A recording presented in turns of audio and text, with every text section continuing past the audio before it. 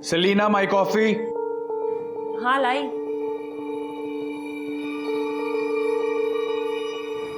Tiffin ready है? हाँ। जल्दी करो, मुझे लेट हो रहा है। हाँ हाँ।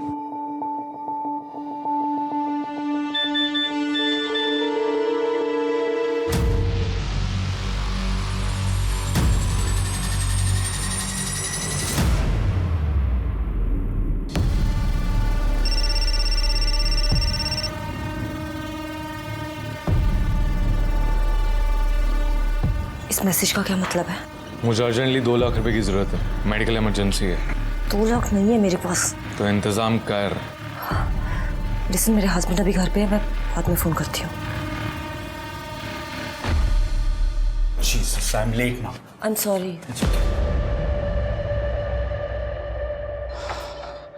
अब लिसन, अकाउंट डिपार्टमेंट से एक लड़का आएगा गिब्सन, उससे पैसे ले लेना और सेफ्टी से रख देना, ठीक है? मैं बाद में चेक करूँगा।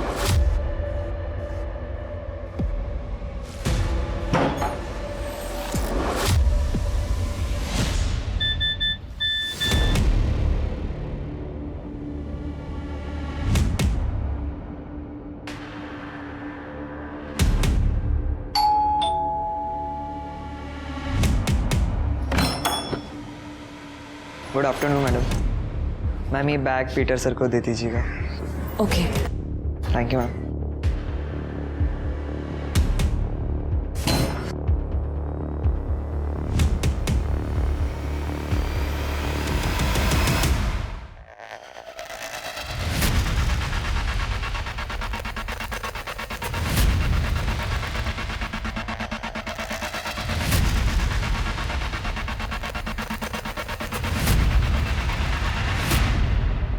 मैंने तुझे जॉब दिया, तुझे अच्छी सैलरी दी। सर मैंने 5 लाख रुपए मैडम को ही दिए थे सर। जीसस, सच बता पैसे कहाँ रखे हैं, वरना मैं अभी पुलिस को बुलाऊंगा। Sir I swear on God sir, मैंने सर कुछ ऐसा नहीं किया sir. He is innocent. 2 lakh रुपए मैंने लिए थे। What?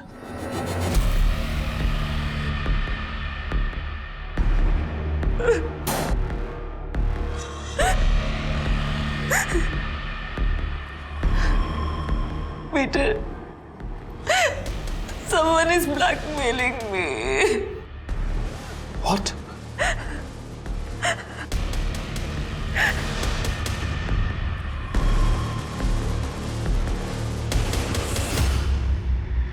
Peter, I'm sorry. I made a mistake. Please forgive me.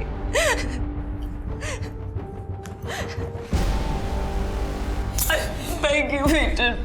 Please माफ कर दो। मैं एक जरूरी मीटिंग के लिए जा रहा हूँ। जब तक वापस आऊं तब तक मुझे तुम या तुम्हारा कोई भी सामान दिखना नहीं चाहिए। ऐसा मत करो, please please. Leave right now!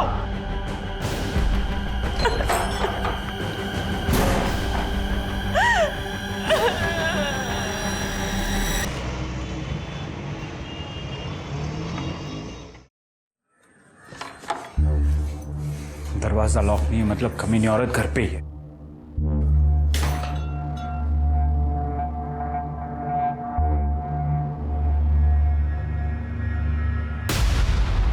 Selina,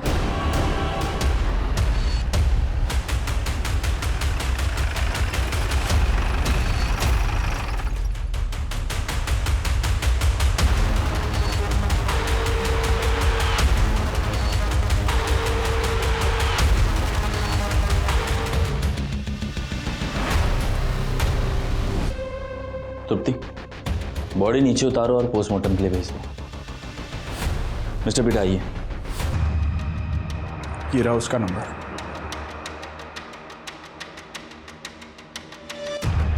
Selina ने 2 दिन पहले इस आदमी को 2 लाख रुपए दिए थे। वो आदमी सेलिना को ब्लैकमेल कर रहा था। सेलिना ने बताया कि वो इस आदमी को सोशल मीडिया साइट पे मिली थी। ठीक है, ये नंबर की सारी इन्फॉर्मेशन निकालो और सोशल मीडिया साइट से उस आदमी का आईपी एड्रेस निकालो। हो सकता है सेलिना की तरह और भी कोई विक्टिम हो।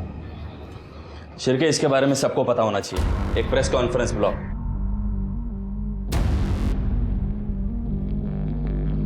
इस सुसाइड के पीछे जिसका हाथ है उस आदमी का पता चल गया है। ये सोशल मीडिया के थ्रू औरतों को फंसाता है और उन्हें ब्लैकमेल करता है। तो मैं आपसे रिक्वेस्ट करता हूं कि और भी अगर सेलिना की तरह कोई पीड़िता हो तो प्लीज सामने आए, घबराए नहीं, हमारी मदद करे उस आदमी को पकड़ने में। सर, जो नंबर हमें सेलिना के फोन से मिला था वो फेक आईडी से खरीदा गया था, और जो फाइल उसे ट्रांसफर की गई है उस कंप्यूटर का आईपी एड्रेस भी न्यू पनवेल का है। हालांकि मैंने वहां की पुलिस को इन्फॉर्मेशन दे दी है। वेरी गुड सिद्धि। सर, ये रूही शेख है। सर, इनका कहना है कि इनके साथ भी सेम धोखाधड़ी हुई है। पूरी बात डिटेल में बताइए। सर, मेरे शौहर काम के सिलसिले में दिन भर घर से बाहर आ करते थे और मैं अपने खाली समय में सोशल मीडिया यूज़ करती थी सर, सिर्फ टाइम पास करने के लिए। एक दिन एक सोशल साइट पर मेरी दोस्ती एक शांतनु नाम के लड़के से हो गई। सर, हम दोनों बहुत अच्छे दोस्त बन गए थे, काफ़ी देर तक चैटिंग भी करते थे। एक दिन हम दोनों मिले और फिर एक के बाद एक चीजें आगे बढ़ती चली गई। फिर उसने आपको आपत्तिजनक फोटोज और वीडियो दिखाए और आपको ब्लैकमेल करना शुरू किया। सही कहा मैंने? सर, मैं पहले ही उसे 1 लाख रुपए दे चुकी हूँ, अब वो 1 लाख रुपए की और मांग कर रहा है। सर, मैं इतने पैसे कहाँ से लाऊंगी? मुझे बहुत डर लगता है। देखिए, आप घबराइए मत, आप एक फॉर्मल कंप्लेन लॉन्च करा दीजिए, हम कार्रवाई करेंगे। अगर मेरे शौहर को पता चल गया तो मेरी जिंदगी बर्बाद हो जाएगी सर। मेरी रूही जी, देखिए, जब तक आप एक फॉर्मल कंप्लेन लॉन्च नहीं करेंगी तब तक हम आपकी कोई मदद नहीं कर पाएंगे। आप ये सब अपने शौहर को बता क्यों नहीं देती? मुझे पूरा यकीन है वो आपकी मदद करेंगे कंप्लेन करने में। मेरे शौहर मुझे तलाक दे रहे हैं और ये सब आप लोगों की वजह से हुआ है। पूरे मोहल्ले के सामने उन्होंने मेरा तमाशा बना दिया।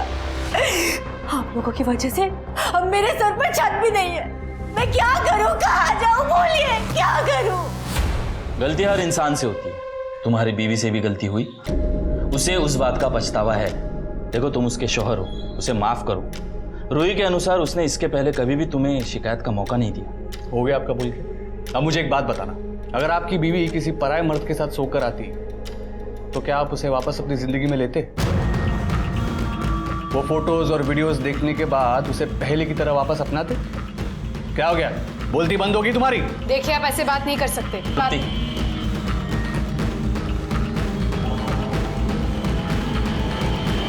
तू क्या खड़ी है यहाँ पे, निकल!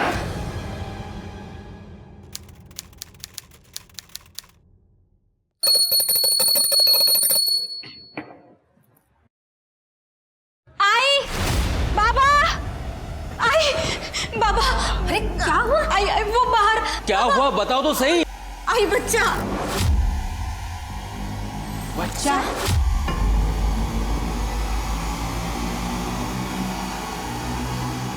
आई, ये देखो। अरे देवा, पता नहीं यार, मैं पत्ते काटने के लिए आई तो मैंने इसको देखा। बाबा, शायद से ये जिंदा है। हाँ, जल्दी से एम्बुलेंस बुला। अरे नहीं, ये पुलिस केस है, पुलिस को फोन लगाना पड़ेगा। हेलो, हाँ, पुलिस स्टेशन।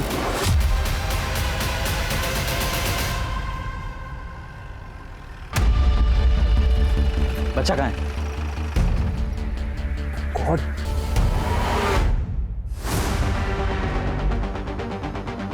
आप में से बच्चे को सबसे पहले किसने देखा? मैंने सर। आपका नाम? राधा बोरकर। बताइए।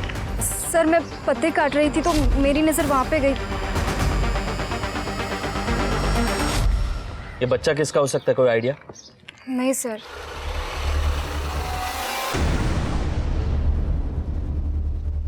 राधा, राजन, ठीक है ना? ये कौन है? ये मेरे पति हैं, पुणे में जॉब करते हैं, सॉफ्टवेयर इंजीनियर हैं।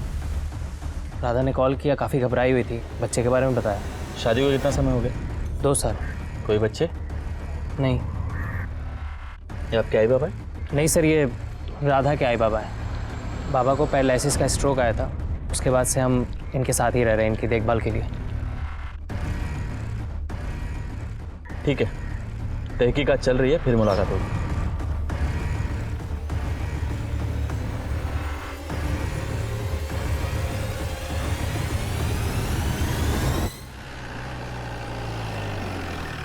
सर, हमें जो बच्चा मिला है वो प्रीमेच्योर बॉर्न हुआ है। प्रेगनेंसी सिर्फ 7 महीने की थी। बच्चे की हालत बहुत ख़राब है, लेकिन सर डॉक्टर्स पूरी कोशिश कर रहे हैं और डॉक्टर्स का कहना है कि जिसने भी बेबी को डिलीवर किया है उसे डिलीवरी के बारे में कोई नॉलेज नहीं है। सर, मैंने आसपास के सभी हॉस्पिटल, क्लिनिक और गायनोकोलॉजिस्ट से पता किया है, किसी भी लेडी का बच्चा मिसिंग नहीं है सर। और जो लेडीज पिछले 1 साल में प्रेग्नेंट हुई हैं, सबकी डिलीवरी शेड्यूल टाइम पे ही होनी है। कोई कैसे कैला सोसाइटी में बच्चा छोड़ के जा सकता है? ये तभी पॉसिबल है जब कोई लड़की अपनी प्रेगनेंसी अपने परिवार से छुपा रही हो और बच्चा छोड़ गई, या फिर कोई ऐसा जो पूरे सोसाइटी से वाकिफ है और उसे पता है कि यहाँ ज़्यादा चहल पहल नहीं होती, वही बच्चा छोड़ सकता है। पर कौन? सीसीटीवी फुटेज का क्या हुआ? सर, हमारी टीम फुटेज चेक कर रही है। मेरे तो रोंगटे खड़े हो गए थे। मैंने तो तुरंत भागकर आई बाबा को बुला लिया, फिर बाबा ने पुलिस को कॉल किया। वो तो अच्छा हुआ सही समय पर राधा ने बच्चे को देख लिया, वरना थोड़ी भी देर होती ना तो बच्चा शायद बचता भी नहीं। बहुत बढ़िया राधा, तुमने तो कमाल कर दिया। अच्छा काम करना मेरे लिए कोई बड़ी बात नहीं है। राधा, लास्ट टाइम जब तुम आई थी तब से काफ़ी पतली लग रही हो। वैसे भी मैं अपने डाइट का बहुत ख्याल रखती हूँ। जंक फूड तो मैं बिल्कुल नहीं खाती और चाय भी नहीं पीती मैं। राधा, तुम भी पूर्वी को कुछ टिप्स दे दो ना। देखो कैसे वजन दिन ब दिन बढ़ते जा रहा है उसका। मतलब मैं मोटी होती जा रही हूँ? ओके भाव, चलते हैं। हाँ ओके भाई। ये तेरा असाधुन मधु क्या था ये? कहाँ क्या? अरे वो तो मैं मजाक कर रहा था। अच्छा, उसके सामने मेरा मजाक उड़ाना पसंद है ना तुम्हें? सर, सोशल मीडिया केस में जिस शांतनु को हम ढूंढ रहे हैं, उसने अपने घर के रेंट एग्रीमेंट में एक फ़ोटो का इस्तेमाल किया था और यही फ़ोटो उसने 2 साल पहले भी यूज़ किया है। ये देखिए। और अब ये फ़ोटो हमें रूही के पास मिल रहा है। हो सकता है ये फोटो असली हो और नाम नकली हो। शिरके, ये देखो, ये सारी फोटो मिलती जुलती हैं। ये देखो, ये आई थिंक औरतें कंफ्यूज हो गई और हमें कांटेक्ट नहीं किया। हो सकता है सर। वैसे इस बारे में मैंने मकान के मालिकों से भी बात की है। उन्हें जो डिटेल्स दी गई हैं वो सारी की सारी नकली हैं। उन्हें इस बारे में कुछ नहीं पता। लेकिन एक इंटरेस्टिंग बात है सर, ये शांतनु हर एक स्कैम के बाद अपना लैपटॉप चेंज कर देता है। पिछले 2 साल में इसने 15 से 20 लैपटॉप खरीदे हैं और वो भी अलग अलग डीलर से। इंटरेस्टिंग। ये आदमी काफी चालाक है। मतलब ये आदमी हर स्कैम के बाद अपना लैपटॉप बदलता है और साथ ही साथ इंटरनेट प्रोवाइडर भी, ताकि इसका आईपी एड्रेस ट्रैक ना हो सके। Very good Shirke, very good. मुझे इसके बारे में सारी इंफॉर्मेशन चाहिए। Right sir. सर, हमने कैलाश सोसाइटी की सभी सीसीटीवी फुटेजेस चेक की, कल की और 2 दिन पहले की। लेकिन सर, सीसीटीवी फुटेज में वहाँ के लोकल निवासी, कर्मचारी और डिलीवरी बॉयज़ के अलावा कोई नया नज़र नहीं आया। मतलब सोसाइटी में बाहर से कोई भी बच्चा डंप करने नहीं आया? नो सर, ऐसा लग तो नहीं रहा है। ये कैलाश सोसाइटी में कितने बंगले होंगे? लगभग 15 से 20। और 18 से 40 की एज में कितनी औरतें? सर, शायद 25 से 30 औरतें होंगी। सबके डीएनए सैंपल लो और वो बच्चे से मैच करो। देखते हैं बच्चे का डीएनए सैंपल सोसाइटी में से किसके साथ मैच होता है। सर,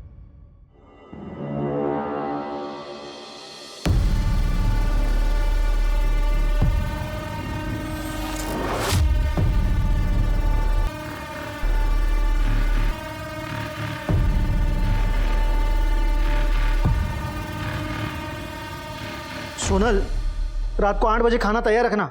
9 बजे ना सोसाइटी की मैनेजिंग कमेटी के साथ मीटिंग है। नरेंद्र भाई है ना, उनके पौधों का पानी सोहेल भाई के घर में जाता है।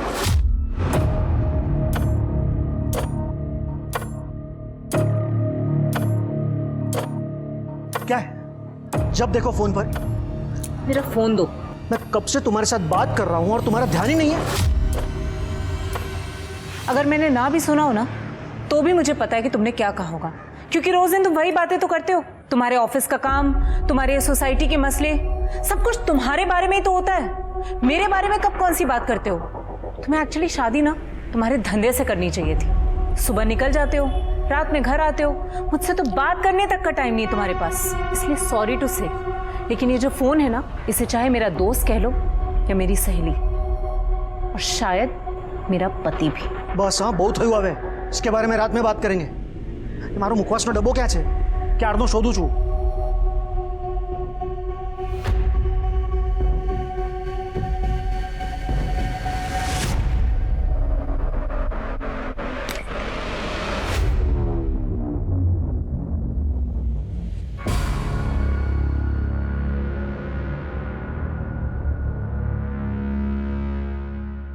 अपने नॉटी फोटोज भेजो ना।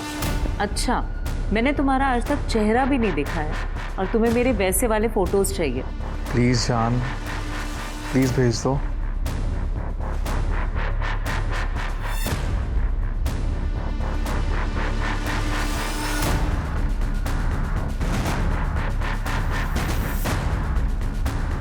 कैसे लगे फोटोज? अब तो मुझे तुम्हें देख लेने दो ना। मैं भी तुमसे मिलने के लिए बहुत बेसब्र हूँ। मिलना चाहोगी? सर, मैंने कैलाश सोसाइटी की 18 से 40 साल की उम्र की 23 औरतों की डीएनए रिपोर्ट चेक की है। उसमें से एक औरत ऐसी है जिसका डीएनए बच्चे के डीएनए से मैच कर रहा है। ये टेस्ट रिजल्ट ये गलत नहीं है और इसमें कोई शक नहीं है कि बच्चा आपका है। सर, आप लोग ये कैसी बातें कर रहे हैं? वो बच्चा तो मुझे मिला था। ये तो आप कह रही हैं, इस बात की कोई गवाही दे सकता है? एक मिनट साहब, बेबुनियाद के इल्जाम लगा रहे हैं आप मेरी बेटी पर। जब ये पेट से थी ही नहीं तो ये बच्चा इसका कैसा हो सकता है? ये तो अभी तक पता नहीं। ये भी हो सकता है कि आप इसके लिए झूठ बोल रहे हो। मैं क्यों झूठ बोलूं? अरे हम तो खुद अपनी नातिया और नातू को देखने के लिए तरस रहे हैं। हम तो खुले दिल से उसका स्वागत करते। मैं कौन कैसे दूं? हे बगा सर, हे बगा, ये मेरी बेटी के फोटो है। ये 4 महीने पहले का फोटो, ये 2 महीने पहले का फोटो और ये 1 महीने पहले का फोटो है सर। ये आपको प्रेग्नेंट दिख रही है क्या? अगर वो 7-8 महीने की प्रेग्नेंट होती तो उसका पेट नहीं दिखाई देता क्या सर? राजन, तुम्हें क्या लगता है? लगना क्या है सर, राधा मेरी बीवी है। आप ही सोचिए, अगर वो प्रेग्नेंट होती तो क्या मुझे पता नहीं चलता? ठीक, शिरके डीएनए टेस्ट के लिए इनका सैंपल ले लो। नहीं, मैं डीएनए टेस्ट नहीं कराऊंगा। क्यों? काफ़ी समय से मेरे और राधा के बीच शारीरिक संबंध नहीं हुआ है। काम के सिलसिले में मैं पुणे रहता था, कभी आता भी था तो राधा मना कर देती थी। कभी उसके पीरियड्स चल रहे होते थे या कभी बॉडी पेन हो रहा होता था या थकी हुई होती थी। इसलिए करीबन 1 साल से हमारे बीच कुछ भी नहीं हुआ। तो डीएनए टेस्ट के लिए क्या तकलीफ हो रही है? डीएनए टेस्ट तो मैं नहीं कराऊंगा, और इतना कानून तो मैं भी जानता हूँ कि बिना कोर्ट के ऑर्डर्स के आप मुझे फोर्स नहीं कर सकते। उसी कानून ने मुझे भी ताकत दी है कि मैं आप सबको इस शहर में रोक के रख सकूं जब तक ये केस सॉल्व नहीं हो जाता, क्योंकि आप सब शक के दायरे में हैं। मुझे इस पूरे परिवार की कुंडली चाहिए और खास कर उस राजन बोरकर की। मुझे एक बात समझ नहीं आ रही कि इस राधा ने प्रेगनेंसी छुपाई कैसे। लैब को बोले एक बार टेस्ट वेरीफाई करें। Yes sir. शांतनु, अरे आ गई तुम? आओ ना, अंदर आओ। वो दरवाजा बंद कर देना।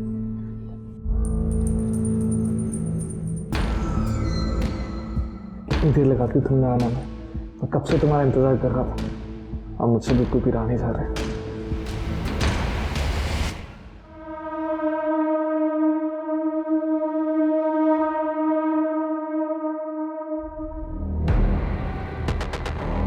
क्या हुआ, बहुत खुश लग रही हो? बात ही ऐसी है, ये देखो। लेकिन ये कैसे हो सकता है? क्यों नहीं हो सकता? राधा के साथ कुछ भी हो सकता है। वैसे भी अपने आप को बड़ी हूर की परी समझती है ना वो। उसके साथ जो कुछ भी हुआ बहुत अच्छा हुआ। अरे चुप करो, बस करो। एक काम करो, अभी के अभी तैयार हो जाओ, हम लोग उनके घर पे जा रहे हैं। पता नहीं राजन और राधा पे क्या बीत रही होगी। सर, हमने पूरी कैलाश सोसाइटी, उनके पड़ोसियों और राधा के दोस्तों से भी बात की, लेकिन किसी को नहीं पता था कि राधा प्रेग्नेंट थी। किसी ने राधा का वजन बढ़ते हुए नहीं देखा, कोई प्रेगनेंसी सिम्टम्स नहीं। वो हमेशा सबको नॉर्मल ही दिखती थी।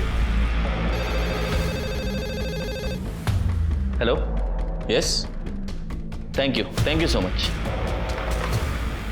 राजन का डीएनए सैंपल लेने की परमिशन मिल गई है। सर इस राजन की कहानी तो बहुत ही इंटरेस्टिंग है। ये जॉब के लिए पूना नहीं जाता है, बल्कि साइन में अपने दोस्त के साथ रहता है, Nitin Patil.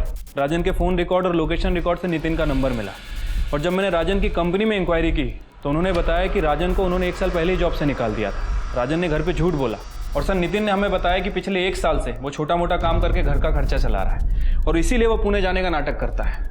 Very good Shirke, very good. मुझे लगा ही था ये सब इतना सिंपल नहीं है। सर, शांतनु ऑनलाइन एक्टिव हुआ है। उसने वो फोटो इस्तेमाल किए है जो रूही के केस में इस्तेमाल किए थे। उसका आईपी एड्रेस? सर, अपनी टीम ट्रैक कर रही है। Very good. अच्छा सुनो, मुझे रात को मैसेज या कॉल मत करना, मेरे हस्बैंड को शक होने लगा है। ठीक है बाबा, नहीं करूँ। बाय।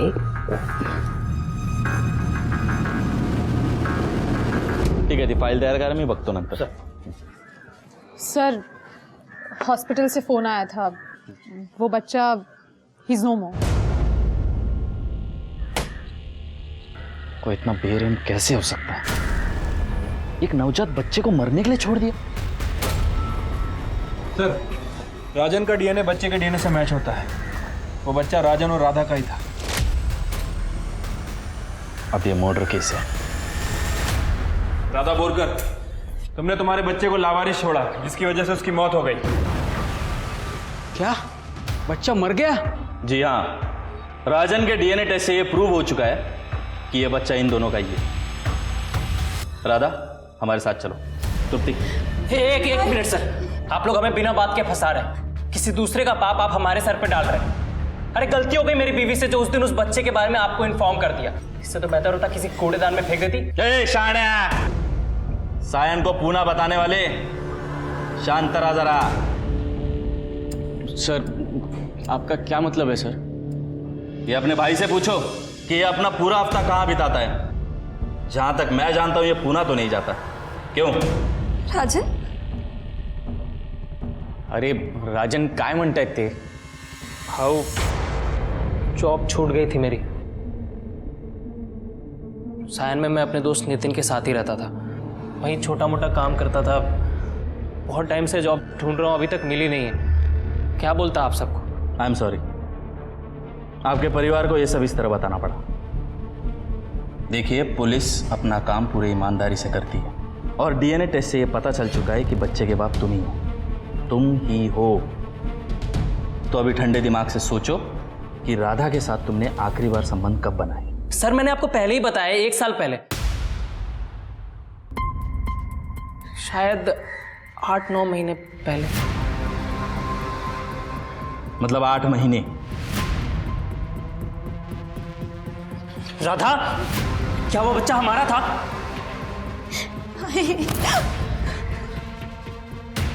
तृप्ति, लेके चलो। आपको कुछ गलत फहमी हुई है साहब? राजन ने कुछ नहीं किया।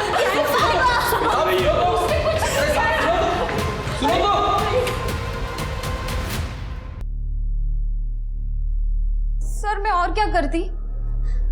राजन हफ्ते भर बाहर रहता था, मुझे अकेलापन महसूस होता था। फिर एक दिन मुझे सोशल साइट पे एक लड़के की फ्रेंड रिक्वेस्ट आई, तो मैंने एक्सेप्ट कर ली। मैं शांतनु के साथ बातें करने लगी थी, और फिर कुछ ही समय में मुझे उससे प्यार हो गया था। इतना प्यार कि मैं उसके साथ भाग जाना चाहती थी, एक नई जिंदगी की शुरुआत करना चाहती थी। लेकिन तभी मुझे पता चला कि मैं प्रेग्नेंट हो गई हूँ।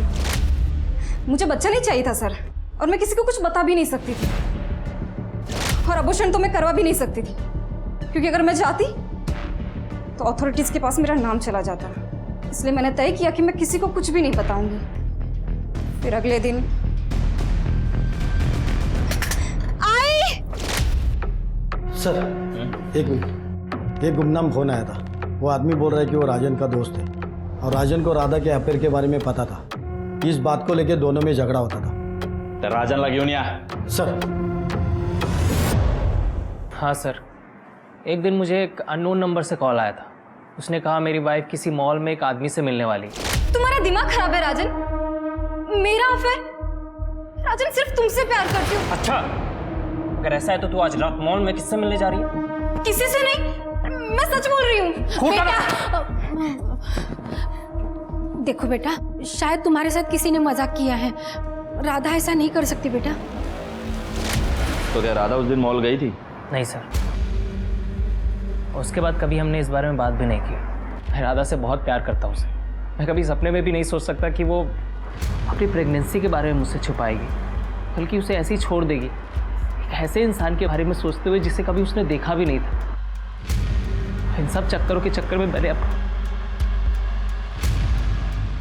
अपना बच्चा खो दिया। शिर्के, इतना सब सुनने के बाद ताज़ी हवा की सख्त ज़रूरत थी। हाँ सर, वैसे जब हम राजन को इंटरोगेट कर रहे थे तब सर राधा के फ़ोन की रिपोर्ट आई थी। राधा के फ़ोन में ना तो कोई अश्लील वीडियो है, ना ही कोई अश्लील फ़ोटो, जैसा कि सेलिना के फ़ोन में मिला था, और ना ही कोई ऐसा वीडियो डिलीट किया गया है। मतलब राधा को कोई ब्लैकमेल नहीं कर रहा था?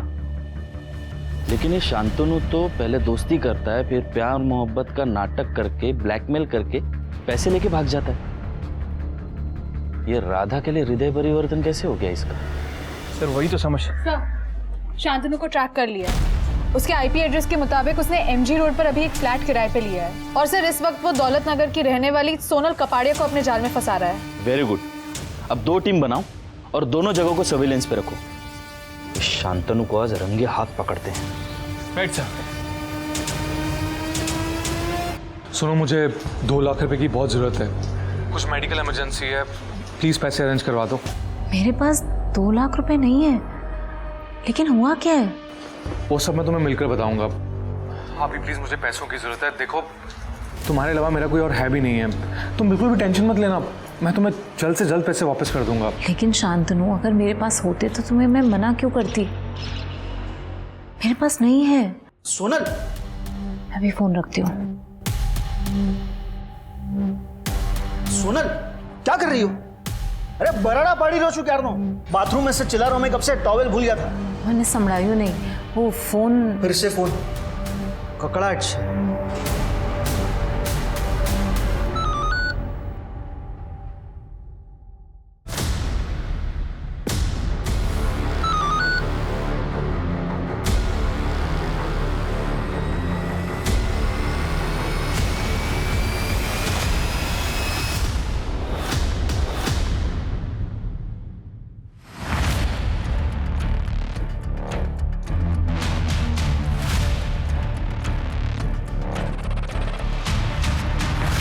हाँ सर, सोनल निकल चुकी है। वो सोनल से ही मिलने जा रहा है।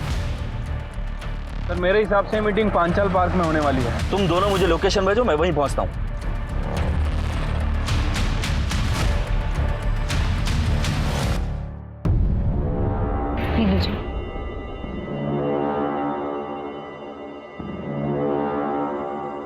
तुम ये ठीक नहीं कर रहे हो शांतनु।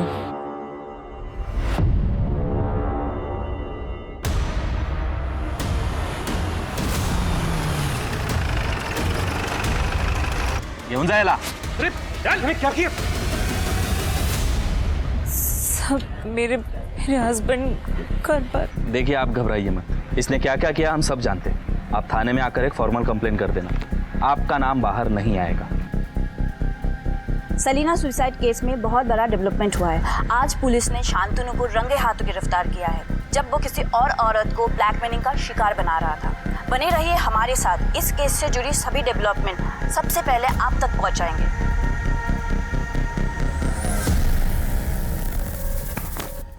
शांतनु दास गुप्ता, बता कितनी?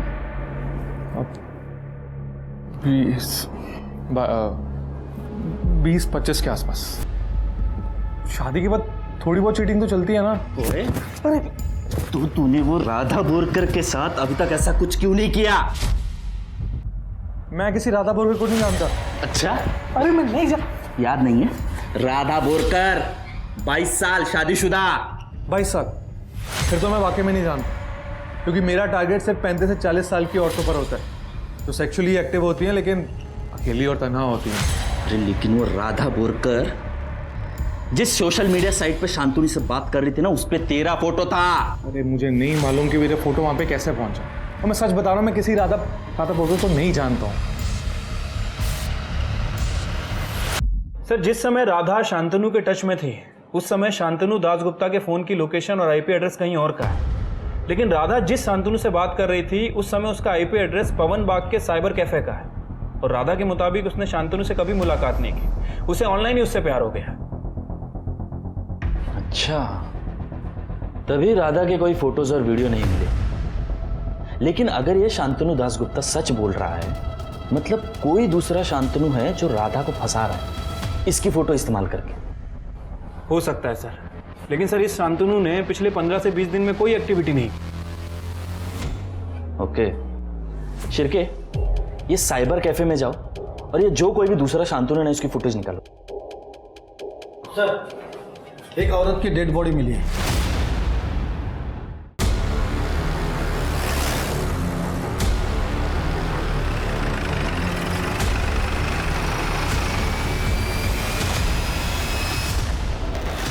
तो पूर्वी बोरकर है, राजन की भाभी। आसपास का एरिया चेक कर जाओ। सर, किसी धारदार हथियार से वार किया गया है, और सर ये क्राइम सीन नहीं है। यहाँ आसपास कहीं भी ब्लड के ट्रेसेस नहीं है। सर लगता है मर्डर के बाद बॉडी को यहाँ पे डंप किया गया है। Sexual assault? No sir, sexual assault के कोई ट्रेसेस नहीं है। ठीक है, बॉडी पोस्टमार्टम के लिए भेज दो। यहाँ एरिया में सीसीटीवी कैमरास? सर, दोनों साइड 5 किलोमीटर तक कोई भी सीसीटीवी कैमरा नहीं है। तभी कातिल ने जगह चुनी है बॉडी डंप करने के लिए। इसके पति को जाके मिलना पड़ेगा। कुठे निकालत का? मैं पूर्वी को ढूंढने निकला था सर। मतलब वो कब से मार्केट गई है, अब तक लौटी नहीं है। कब से मैं उसका फ़ोन भी ट्राई कर रहा हूँ लेकिन स्विच ऑफ आ रहा है सर। मिस्टर मयंक, पूर्वी का खून हो गया है।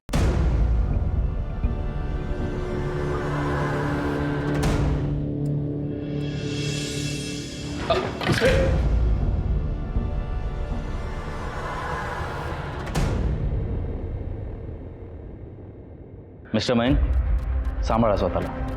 पूर्वी की डेड बॉडी हमें जंगल में मिली। उसको कोई क्यों मारेगा सर? पूर्वी की किसी से दुश्मनी, झगड़ा वगैरह? पूर्वी की डेड बॉडी के पास हमें उसका पर्स, मोबाइल कुछ नहीं मिला। क्या वो यहाँ हो सकता है? नहीं सर, वो अपने साथ लेकर गई थी, इसलिए तो मैं उसको फ़ोन ट्राई कर रहा था सर। हमें फिर भी एक बार घर की तलाशी लेनी होगी। चेक करा। तृप्ति, साइबर टीम को बुलाओ और पूर्वी का सोशल मीडिया अकाउंट चेक करवाओ। Yes sir.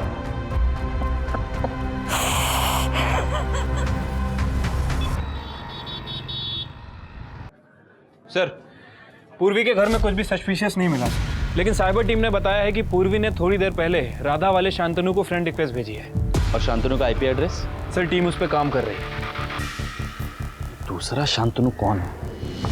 वो साइबर कैफे के फुटेज का क्या हुआ? सर, उसे चेक कर रहे हैं।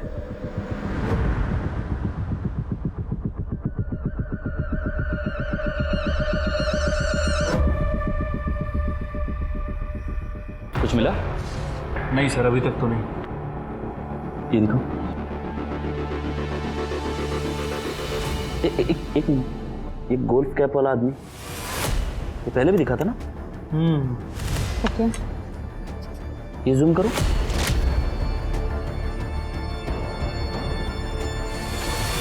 शिर्के, ये मोबाइल कवर कहाँ देखा, याद आया? नहीं सर। Okay sir, last IP address मिल गया है, जब ये अकाउंट आखिरी बार इस्तेमाल हुआ था अकाउंट डिलीट करने के लिए। टाइम? Sir 3 PM। पूर्वी की डेड बॉडी भी उसी समय मिली थी ना? लोकेशन क्या?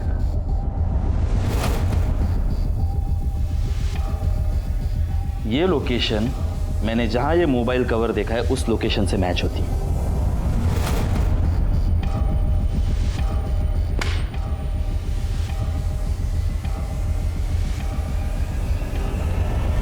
सर, पता चला मेरे पूर्वी को किसने मारा। क्यों, तुम्हें नहीं पता? अरे सर, ये क्या बदतमीजी है। मैंने तो सिर्फ आपसे इतना पूछा कि पूर्वी को किसने मारा। पूर्वी को उसने मारा जिसके मोबाइल का कवर ये है।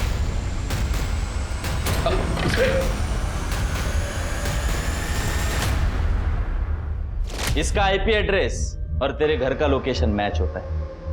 इस मोबाइल की आखिरी लोकेशन जंगल की है जहां पूर्वी की डेड बॉडी डंप की गई।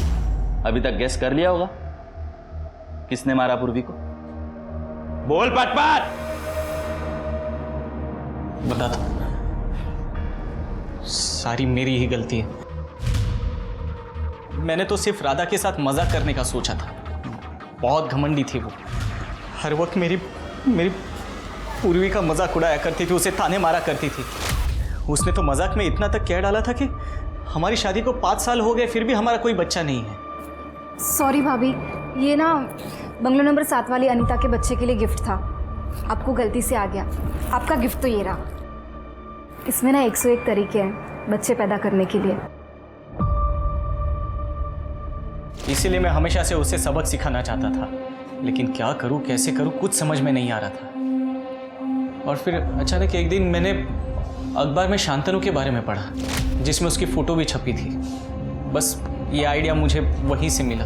तो इसलिए तुमने शांतनु का फोटो इस्तेमाल करके नकली आईडी बनाई और राधा को फ्रेंड रिक्वेस्ट भेजी? हाँ, लेकिन जब राधा ने भी फ्रेंड रिक्वेस्ट एक्सेप्ट की तो मैं शॉक हो गया था। हम लोग घंटों ऑनलाइन चैट किया करते थे। राधा को फेक आईडी वाले शांतनु से प्यार होने लगा था। बिना मिले बिना जाने वो शांतनु के साथ भाग जाना चाहती थी। और इसी बात का खुलासा मैं राजन के सामने करना चाहता था, जो उसे अंधों की तरह प्यार करता था। और इसीलिए जब राधा ने मॉल में शांतनु से मिलने का प्लान बनाया तो मैंने राजन को कॉल कर दिया। वो कॉल तूने किया था? हाँ। हेलो राजन, आज शाम को तुम्हारी बीवी अपने आशिक के साथ मॉल में मिलने वाली है। अगर उसे रंगे हाथ पकड़ना चाहते हो तो जल्दी अक्षय मॉल पहुंच जाओ। लेकिन राधा वहां आई ही नहीं। और पिछले कुछ हफ्तों से राधा बहुत उतावली हो गई थी। उसे हर हाल में शांतनु के साथ रहना था। इसलिए जब राधा ने मुझे बताया कि वो प्रेग्नेंट है तो मैं शॉक हो गया था, क्योंकि इसके बारे में हमारे फैमिली में से किसी को कुछ नहीं पता था। राधा ने तो यहां तक कह डाला था कि वो बच्चे को अबॉर्ट करेगी और मेरे साथ भाग जाएगी। खोटा बोलो नको। राधा ने बताया था कि उसने मतलब तुझे कुछ नहीं बताया? अहो सर, सांगितलं होतं, बताया था उसने मुझे तो यही बात समझ में नहीं आई कि वो प्रेग्नेंट कब हुई, क्योंकि हम तो उससे रेगुलरली मिला करते थे। वो एकदम नॉर्मल दिखती थी। मैंने सोचा कुछ वक्त इंतजार करूंगा और फिर पूरी दुनिया के सामने उसको एक्सपोज करूंगा, लेकिन उसके पहले ही उसकी प्रीमैच्योर डिलीवरी हो गई और सारा सच सबके सामने आ गया। राधा को तो पता भी नहीं था कि वो जो फेक आईडी थी शांतनु की, उसके पीछे मैं हूं। मैंने हर सावधानी बरती थी, लेकिन पता आज। मयंक सुनो ना, मुझे तिवारी सर का नंबर चाहिए था, इनवाइट करना है उन्हें। मयंक,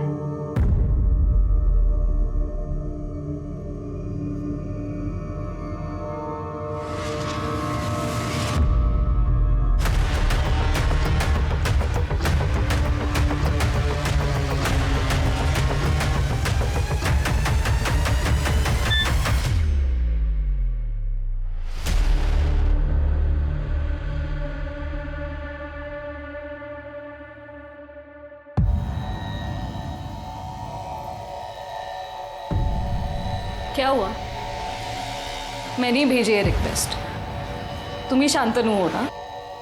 राधा के साथ तुम ही चैट कर रहे थे। अरे नहीं पूर्वी, अफेयर चल रहा है ना तुम्हारा राधा के साथ? अरे नहीं, मैंने कैसे नजरअंदाज कर दिया? इसलिए तो तुम हमेशा उसकी तरफदारी करते रहते थे। अरे नहीं, मैं तो बस वो मजाक के तौर पे। मैं पुलिस के पास जा रही हूँ, सब कुछ बता दूंगी उन्हें। अरे पूर्वी देखो, तुम ऐसे कुछ भी नहीं करने वाली हो। उसे बच्चा अबॉर्ट करने के लिए तुमने कहा था, मतलब वो बच्चा भी तुम्हारा है ना, इसलिए तो उसका डीएनए। मैं बता दूंगी पुलिस को सब कुछ। नहीं पूरी सुनो, अरे ऐसी कोई बात नहीं। सुनो, बैठो यहाँ पर, मैं तुमको सब बता। जिंदगी बर्बाद कर दी है तुमने मेरी। कुछ बर्बाद नहीं किया है। सुना मुझे, क्या फायदा हुआ रे ये सब करके? तूने तेरी जिंदगी तो बर्बाद कर ही दी और साथ ही साथ राधा और राजन की भी कर दी। अब पूरी जिंदगी जेल में सड़।